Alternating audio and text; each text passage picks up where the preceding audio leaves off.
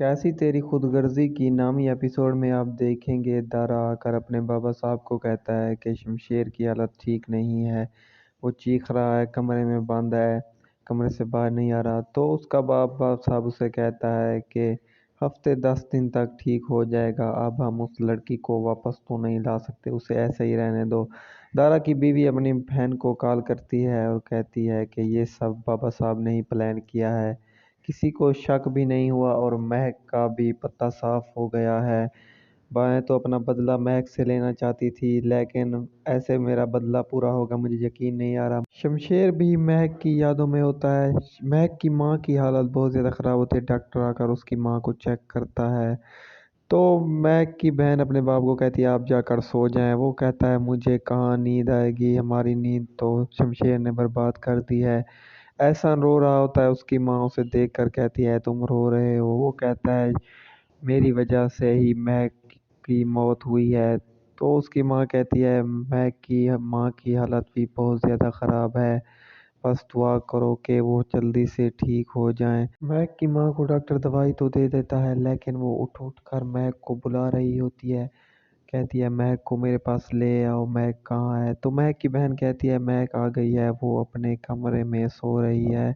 आप सो जाएं, जब आप उठेंगी तो महक भी आपके पास होगी। की बीवी अपनी बहन को कह रही होती है मैंने तुम्हें बुलाकर गलती कर दी है।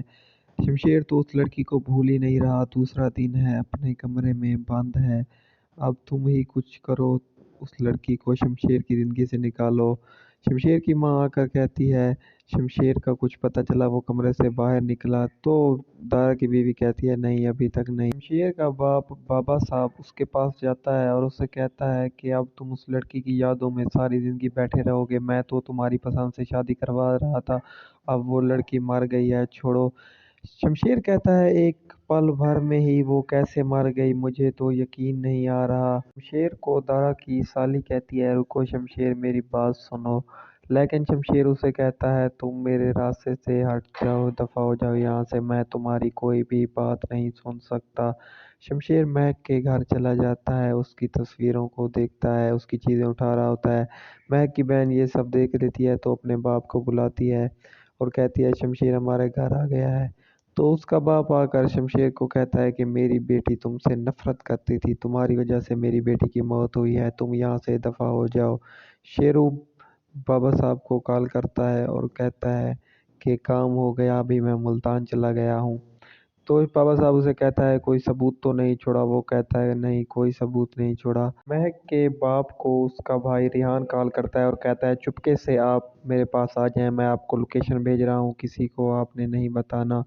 तो वो चुपके से रिहान के पास चला जाता है। रिहान उसे कहता है आपको किसी ने देखा तो नहीं। वो कहता है मुझे किसी ने नहीं देखा, बताओ तुमने मुझे यहाँ पर क्यों बुलाया। वहाँ पर उस घर में महक होती है, वो महक से मिलता है। तुम्हारी माँ की हालत बहुत ज़्यादा ख़राब है, वो तुम्हें याद कर रही है, चलो घर चलें। लेकिन रियान कहता है आप क्या बातें कर रहे हैं, वो लड़के को पता अगर चल गया तो इसकी ज़िंदगी बर्बाद कर देगा।